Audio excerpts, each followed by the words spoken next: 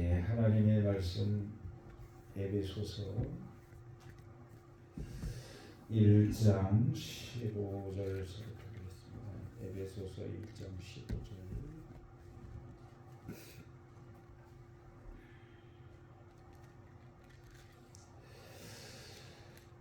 (15절서부터) 23절까지 같이 읽겠습니다.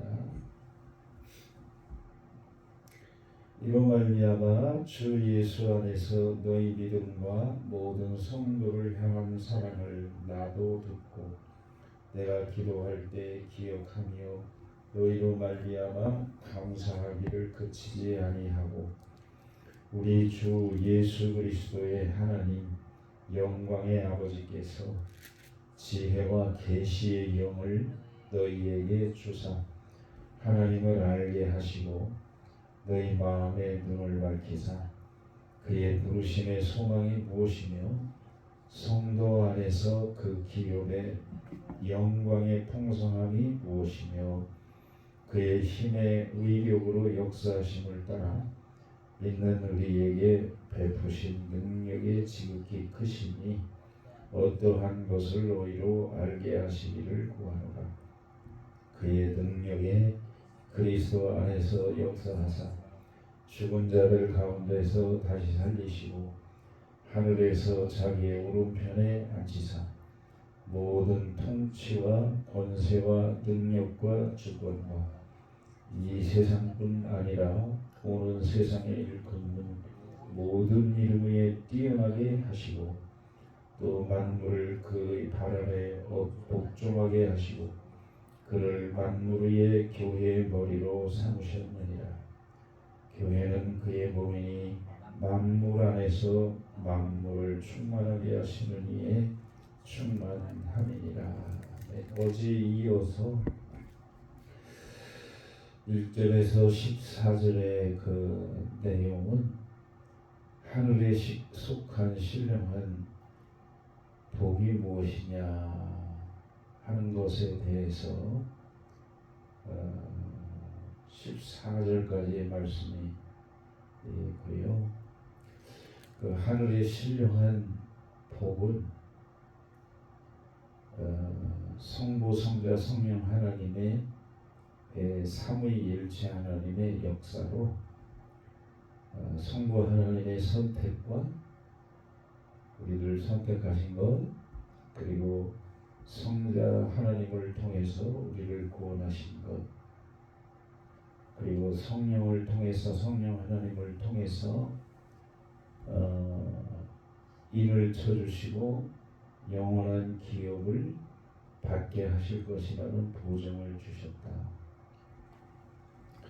인을 치고 보증하신 그 증거는 로마서 8장에 보면은 하나님이 우리의 성령이 하나님의 성령이 우리의 영과 더불어 우리가 하나님의 자녀인 것을 증거하는데 그 증거하는 밖으로의 표출은 하나님을 아버지라고 부른다. 아멘이죠? 그게 성령이 보증서를 준 증거다. 너는 앞으로 천국에 갈 거야. 그러니까 이 세상에 천국에 갈 사람답게 살아. 그래서 구원의 완성을 이루시는 영원한 기업을 주신다. 그래서 이 땅에서 살 때 이렇게 살아야 돼. 자, 얼른 찾아보고 이제 본문으로 넘어갈게요. 베드로전서 2장 9절에 꼭 요거를 생각하시라고 했어요. 어제도 베드로전서 2장 9절에 그래서 우리가 어떻게 살아야 되나 신령한 복을 받은 사람으로서 베드로전서 2장 9절을 보면 오늘 하루를 어떻게 우리가 살아야 되나 시작. 그러나 너희는 택하신 족속이요 왕같은 제사장들이요 거룩한 나라요 그의 소유가 된 백성이니 이는 너희를 어두운 데서 불러내어 그의 기이한 빛에 들어가게 하시니에 아름다운 덕을 선포하게 하게 하십니다. 여기는 우리가 누구의 소유냐? 우리의 정체성이 뭐냐 그거죠. 그래서 사명이 뭐냐 왕같은 제사장 택하신 족속은 우리가 누구냐 우리가 누구의 거냐 정체성 왕같은 제사장 사명 그 사명 밑에 얘기를 보기 했습니다. 거룩한 나라 거룩한 백성 어떻게 살아야 되냐 거룩하게 살아야 돼. 또 그의 소유된 백성이다. 그러니까 그의 소유된 백성이라고 출애굽기 19장 5, 6절에 보면은 이 세율라라고 하는 어제 얘기했던 세율라 소유 하나님의 소유 아니 우주만 우리 다 하나님 소유인데 무슨 뭐 또 소유야. 그 중에서도 가장 귀한 소유가 있잖아요. 우리의 삶 속에 그 마음에 깊이 중요하지 말라고 그래도 아까 내 인생에 이게 가장 중요해. 무의식적으로 숨기고 무의식적으로 잘 보관하고 그러잖아요. 그런 소유가 세율라가 됐다. 그러니 이는 그러면 어떻게 해야 되냐 우리가 삶의 내용이 어떻게 살아야 되냐 이 세 가지를 요약한 거예요. 택하신 족속이라는 것과 왕 같은 제사장들 거룩한 나라가 돼서 하나님의 소유가 되었으니 우리가 어떻게 이 세상을 살아야 돼. 사명이 뭐야? 너희를 어두운 데서 불러내어 아멘. 마귀가 공중곳에 사는 자로서 사람들의 마음을 혼미하게 해서 그리스도의 영광의 광채를 비치지 못하게 함으로 잊지 못하니까 하나님께서 그것을 찢어 빛이 들어가게 하시고 우리를 예수 믿게 했다. 그래서 그의 귀한 빛에 들어가게 했다. 예수 그리스도 안에 들어가게 했다. 왜냐하면 아름다운 이렇게 하신 이유는 너를 구원해 주시고 너를 말씀을 깨닫게 하시고 신령한 복을 주신 것은 성삼위일체 하나님의 역사로 그렇게 신령한 복을 주신 것은 이 아름다운 덕을 예수 그리스도의 그 사랑을 예수 그리스도를 그 복음을 예수 그리스도의 사역을 선포하게 하시려고 너를 구원해 주신 거야. 아멘이죠? 자, 그래서 이것이 이제 1절부터 14절까지의 내용이었다면 이제 오늘 아침의 내용은 뭐냐면은 이것이 극대화되게 하기 위해서 바울은 목숨을 걸고 이 성도들을 위해서 기도했다. 왜냐하면 에베소라고 하는 것을 우리가 이해를 해야 된다고 그랬는데 당시에 사도 바울이 개척한 교회 중에서 물질이 풍성하고 그리고 잘못하면 타락하기 쉬운 교회가 에베소 교회고 빌립보 교회는 가난했지만 목숨을 걸고 그의 뒷바라지를 하잖아. 아이러니하죠. 부자 교회는 제대로 안 했고 바울의 가난한 사람들이 목숨을 걸고 사도 바울을 뒷바라지를 세우고 옥살이 전도비, 선교비, 생활비 그래서 사도 바울이 빌립보서에서 그렇게 말씀한 거거든요.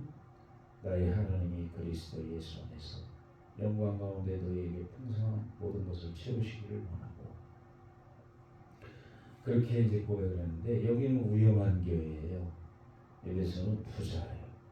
상업이 발달을 하고 사통 발달이고 문화가 발전을 하고 신앙도 있기는 한데 그러니까 정말로 너희들이 이러한 데서 살아남으려면 신령한 복이 뭔지를 제대로 깨닫고 그를 위해서 살아야 되는데 걱정이다. 그래서 이제 기도를 하는데 사도 바울이 참 이 목회자는 소리 들어가면 사도 바울의 심정을 이해하는 게 이 성도가 잘 되는 게 뭐 돈을 많이 버는 게 잘 되는 거 잘못하면 망하거든. 잘못되는 게 많다고 얘기들을 해요 목사님. 그래서 무슨 기도를 해야 되나? 그거는 깊은 기도, 신령한 기도, 하늘에 속한 기도. 그거를 성도 한 사람을 위해서 해주는 그런 마음이 바로 예수 그리스도의 마음이지 부자 되게 해달라고 기도하는 별로 없어. 왜? 조금 알기 때문에. 감당할 만큼 필요 이상으로 주시면은 신령한 복을 위해서 사용할 줄 알아야 되는 사람이 아주 극소수이기 때문에 조심스러운 기도가 된다. 그래서 믿음과 소망과 사랑을 위한 기도로서 안전한 삶을 살 수 있도록 그렇게 성도들 위해서 이제 바울이 기도를 하는데 세 가지로 요약을 할 수 있습니다. 첫 번째는 그래도 그 중에서도 감사하는 게 있다. 왜냐하면 너희를 위해서 내가 기도할 때 사실 감사하는 것도 있다. 왜냐하면 너희 믿음과 그리고 그 가운데서도 사랑하는 그것을 내가 알고 있다. 그것이 지속이 되도록 너희들을 위해서 내가 지금도 기도를 하고 있다. 그 다음에 이제 두 번째는 우리가 이제 기독교를 계시의 종교다. 하나님이 빛을 비춰주시는 겁니다. 그래서 그 빛이 비춰져도 그 정도의 차이가 있기 때문에 그게 밝아져서 이 세상에 사는 동안에 하나님이 주신 아름다운 덕을 그 복음을 예수를 그 사역을 증거하는데 한번 같이 하시죠. 계시의 영을. 이제 중요한 단어가 두 번째, 오늘 이제 이틀째 중요한 그 단어가 뭐냐면은 그 계시의 영 하나 몇 절인데 얘는 17절에 있죠. 영광의 하나님께서 지혜와 한번 같이 하시죠. 계시의 영을 너희에게 주사. 누구를 알게 하시고 하나님을 알게 하시고 이게 최고의 복이다. 하나님을 총체적으로 알고 그것을 위해서 살다가 그걸 위해서도 죽어도 좋아. 그게 바로 성부, 성자, 성령 하나님의 역사로 선택받고 예수 그리스도의 사랑으로 구속을 받고 성령으로 인을 쳐주셔서 보증을 주신 그 계시의 영. 그래서 하나님의 깊은 그 마음을 알게 하시고 결국은 여기서도 예수 그리스도다. 예수 그리스도를 깊이 아는 계시의 영을 주시기를 기도한다. 왜냐하면 너희들은 위험성이 많고 지금 부자로 살지 아주 부족한 것이 없지. 그러니까 이런 마음에 너희들이 믿음과 사랑과 소망을 예수 그리스도께 두지 않고 살면 너희들 위험하기 때문에 이러한 것에 치유를 해야 돼. 너희들이. 그래서 이제 그 내용이 뭐냐면은 너희 마음의 눈을 밝혀서 18절에 보시면은 부르심의 소망이 무엇인가? 너희들을 부르신 목적이 뭔가? 아까 얘기했죠. 그 아름다운 덕을 세상에 선포하게 하시려고 너희들을 신령한 복을 주고 계시의 영을 주고 아멘. 그것이 부르심의 소망이다. 너희들 하늘나라 갈 거 아니야. 너희들의 목적은 하늘나라 아니야. 아유 내가 오늘 아침에 눈물을 흘린 게 뭐냐면은 세상에 그 일 안에 그러니까 저게 보통 일이 아닌 거예요. 하나님의 눈을 건드리니까 저런 모양이 있는 거예요. 그냥 하루아침에 저렇게 하나님 승질나갖고 하는 게 아니라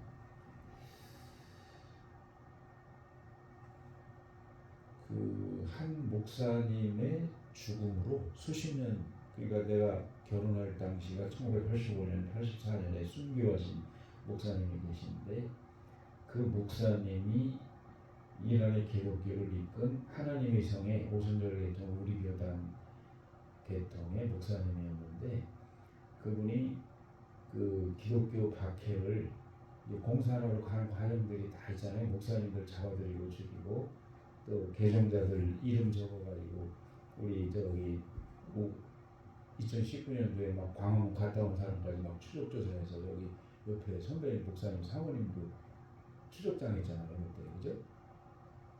그렇듯이 이제 그건 아무것도 아니고 그렇게 아주 살벌한 나라가 이라는 곳인데 이 목사님이 죽음을 자초했어요, 죽음. 그러니까 순교할 때 순교할 걸 뻔히 알면서도 그냥 자기 등허리에 표식을 다 하고 다니는 그 모습이 뭐냐면은 위험을 무릅쓰고 근데 그분이 한 말이 참 그럴만했구나 하는 말이 뭐냐면 그리스도인이 아무 의미 없이 산다는 것은 그는 참 지겨운 일이다. 이 복음을 위해서 살아야지. 그래서 온갖 박해를 통해서도 굴복하지 않고 또 그렇게 위해서 또 죽은 사람이 있더라고요. 그래서 하여튼 뭐 조금 부인만 하면 살 일을 자기가 그렇게 하면 성도들까지 위험한데 근데 성도들도 똑같더라고. 아니 그 위험을 피하려고 목사님 그렇게 하지 마십시오. 그래서 목사님이 그 위험을 무릅쓰고 드러낸 거예요, 다 자기들. 그리고 다 죽었어요. 그 목사님도 죽고. 하여튼 내가 그걸 동영상에 좀 올리려고 하는데 그래가지고 나중에 이제 장례식을 할 때 다 얘기를 못하는데 장례식을 할 때 2,000명의 인파가 몰려나왔는데 그 몰려나온 사람들은 다 추적을 당한대요. 몽땅. 우리 뭐 보세요. 광화문 갔다 와도 추적당하잖아요. 계좌. 본인 계좌 광화문에 현금만 보고 추적당했잖아요. 실제로 메시지가 왔어. 어디 했다고. 그러니까 2,000명이 만약에 목사님 장례식에 나오면 다 추적당해서 위험해요. 죽을 수 있어요. 그런데도 성도들이 전국의 성도들이 나온 거예요. 2,000명. 그 뭘 의미하느냐? 우리도 우리 목사님처럼 저 목사님처럼 우리 목사님이 아니야. 전국이니까 이란에.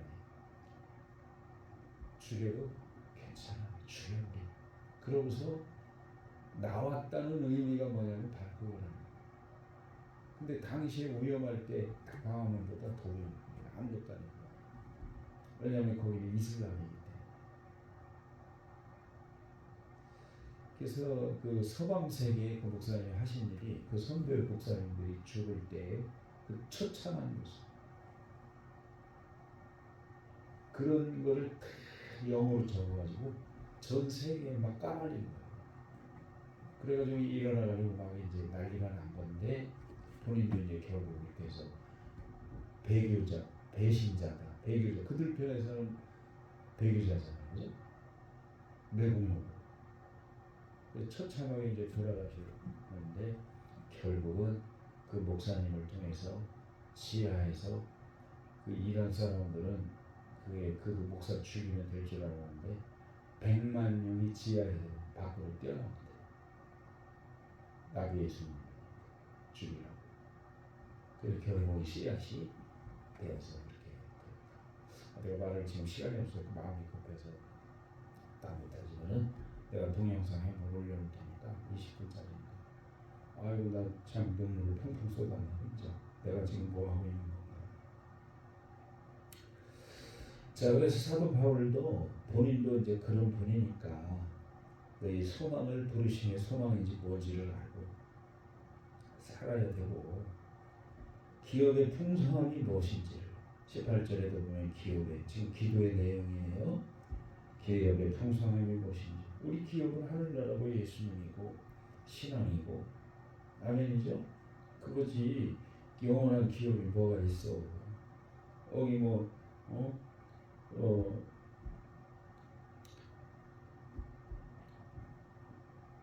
자 그리고 이제 여기 그 세 번째 내용 기도 내용은 뭐냐면은 19절에 보면은 그 우리에게 베푸신 주님의 능력의 크심이 어떠한 것을 알게 하죠.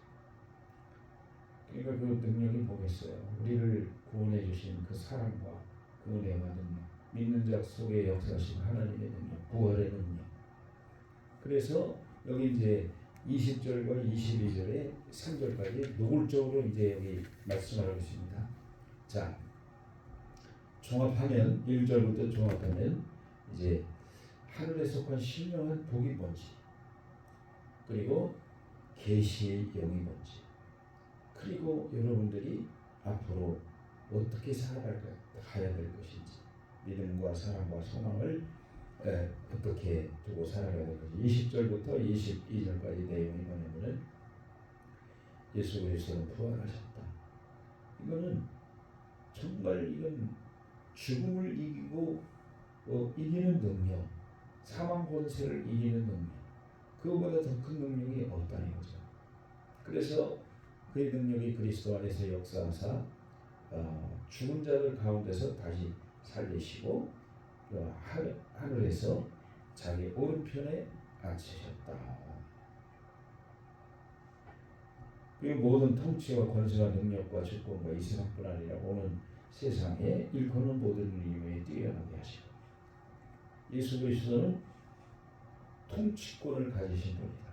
삶과 죽음과 모든 우주 만물을 통치하시는 주권을 가지고 계신 것이다. 내가 잠깐 잃어버렸는데, 그러니까 이란이 저렇게 당하는 것은 하나님의 눈을 건드린 거예요. 내가 깜짝 놀란 게 신학생 중에도 어떤 한 여자가 이란 얘기하니까 애기들을 그렇게 죽였잖아요. 애기들 죽인 게 누군데 의장에서 지들이 죽여놓고서 미군이 죽였다는 건데 그렇게 몰라. 그러니까 수십 년 동안 하나님의 눈을 자꾸 건드리니까 맞아요, 틀려요. 하나님의 눈을 건드리려니까 그냥 박살이 나는 거예요. 그냥. 하나님의 눈. 자, 예수 그리스도의 능력이 뭐냐? 부활과 승기, 승천하신다. 모든 보이지 않는 것과 보이는 것을 통치하시는 것. 여러분 이걸 믿으시기 바랍니다. 트럼프 마음을 누가 움직이겠어요? 하나님이 꼭지를 확 돌려놓고 믿지 않는 골에서도 확 돌려놓잖아요.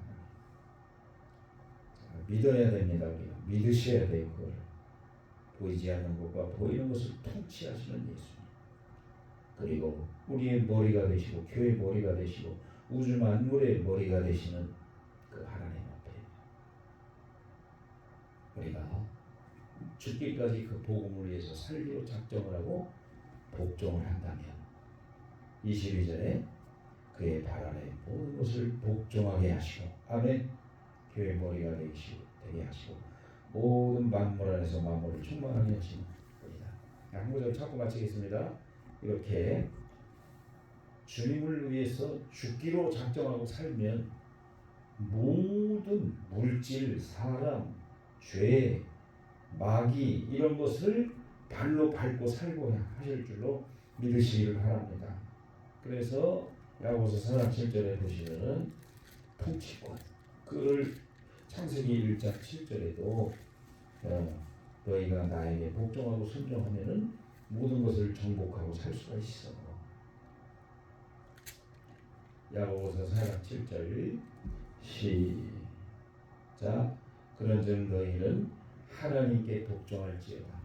마귀를 대적하라. 그래야만 너희를 피하리라. 아멘. 이 모든 것은 마귀 새끼가 그렇게 하고 있는 거예요. 전부 다. 그러니까 마귀 새끼만 밟을 수 있으면 우리는 다 이기는 거예요. 예수님마저도 돈 갖고 장난쳤잖아요. 마태복음 4장에. 네가 이걸 어디에 통치를 하지? 무슨 얘기하는 거야 지금. 그러니까 육신의 정의, 발목의 정의 이생이잖아.